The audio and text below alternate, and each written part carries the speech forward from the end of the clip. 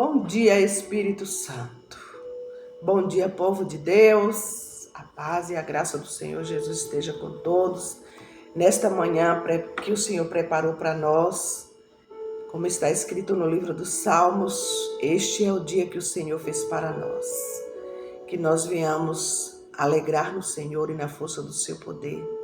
Nós confiamos e entramos na presença do Senhor agradecendo pela noite de sono.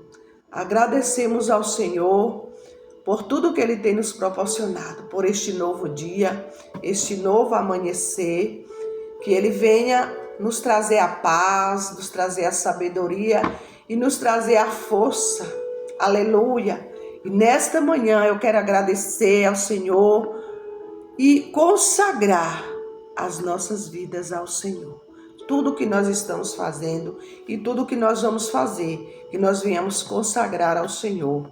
Em nome do Senhor Jesus, que nesta manhã, Pai, o Senhor possa estar tocando sobre a vida daqueles que estão desenganados pela medicina, aqueles que estão lutando contra uma enfermidade, Pai. Que o Senhor possa curar, libertar, transformar vidas, Pai. A última palavra, ela não vem do médico, ela não vem do advogado, mas ela vem do Senhor Jesus.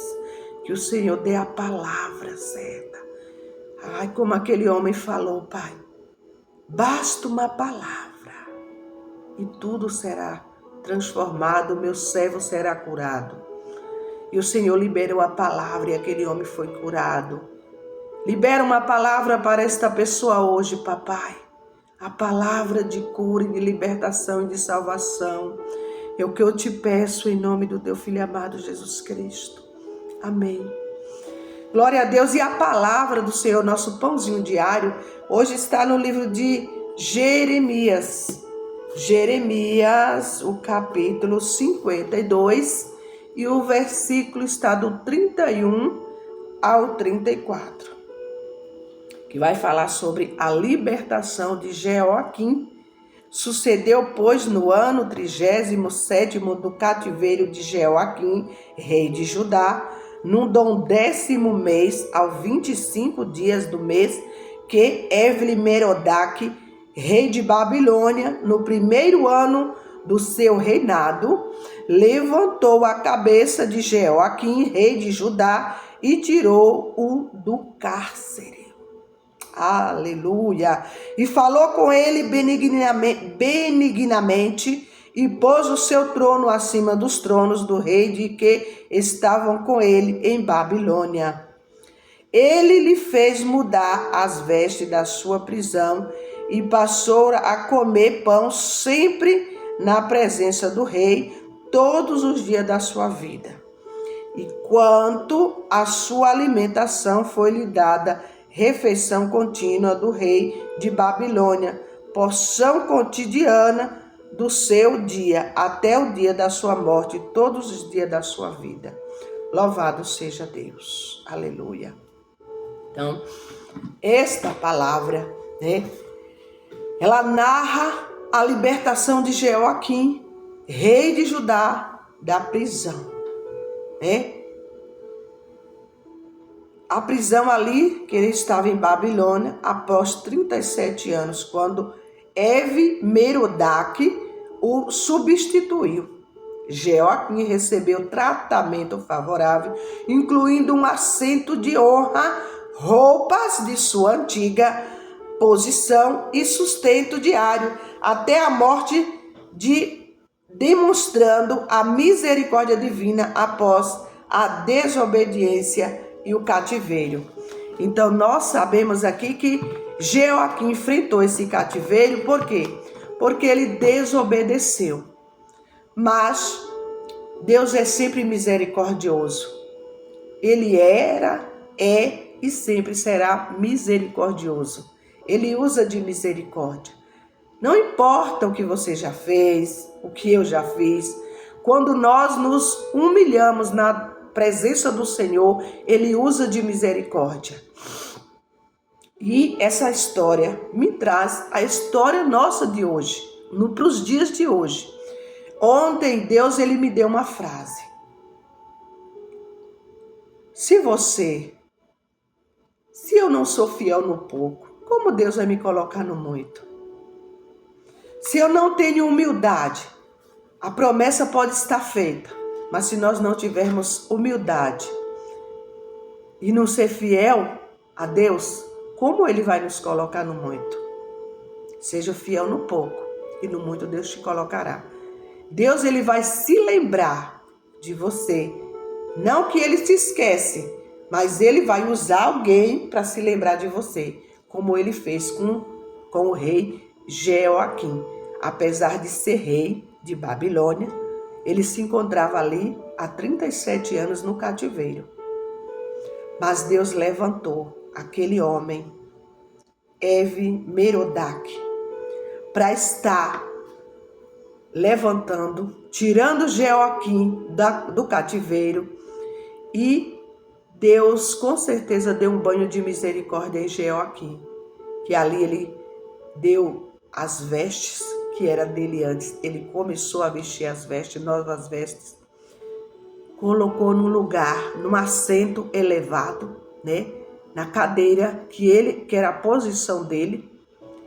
E Deus, Ele está falando com alguém nesta manhã, através desta palavra. Quem sabe você está vivendo dias maus. Você até está se sentindo no cativeiro. Mas Deus quer te exaltar, quer te elevar. Às vezes as pessoas usam essa frase, os humilhados serão exaltados. Eu não digo que o humilhado será exaltado. Se não tiver a exaltação que vem do alto. É quem se humilha, quem se faz humilde. Com certeza Jeoaquim ali foi tempo suficiente para ele se arrepender e se humilhar perante Deus. E Deus usou aquele homem para colocar ele no lugar de destaque. Ele passou a ter vestes novas, sentou na cadeira de honra, foi cuidadosamente, cuidado até os últimos dias dele. Quando houve o quê? Deus demonstrou misericórdia porque houve um arrependimento da desobediência que ele tinha causado. E Deus é um Deus de oportunidade. É o Deus que dá nova chance, escreve uma nova história. E saibas que Deus está escrevendo essa nova história para você hoje. Mas seja humilde e se arrependa. Não use, a hora da ira para querer abater alguém ou falar mal de alguém, porque Deus não está nesse negócio.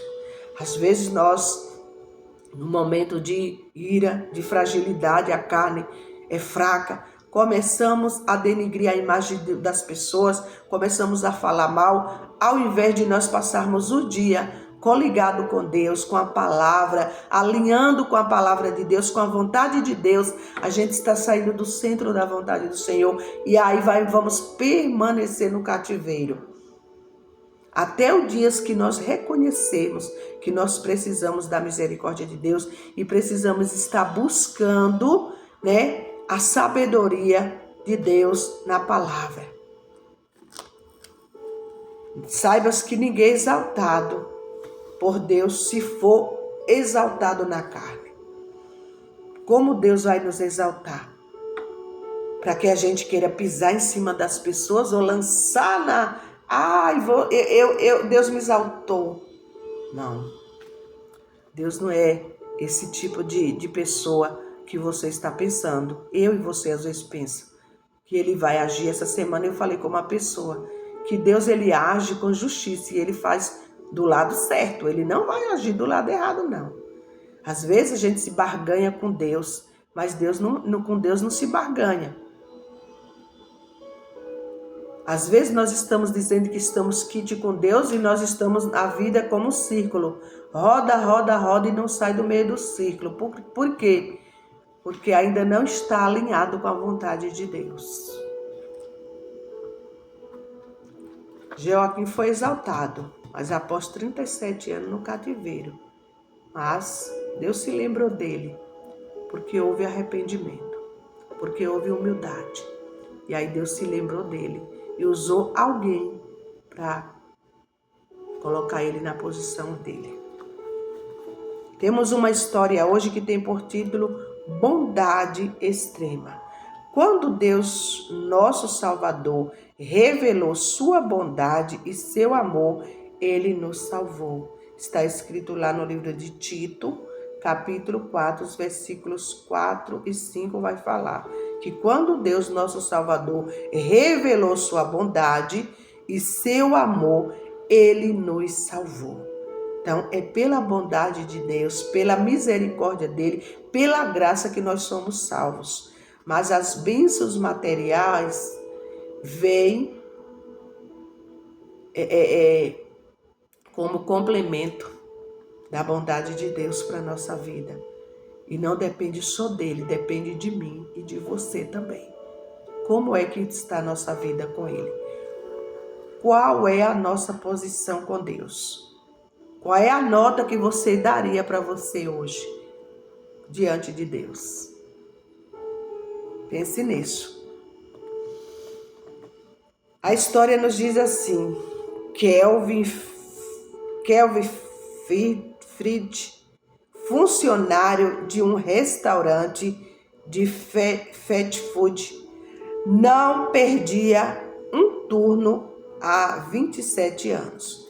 Depois de gravarem um vídeo mostrando sua humilde gratidão ao receber um modesto presente dado pela empresa que comemorava décadas do seu dedicado serviço, milhares de pessoas se reuniram para demonstrar-lhes bondade.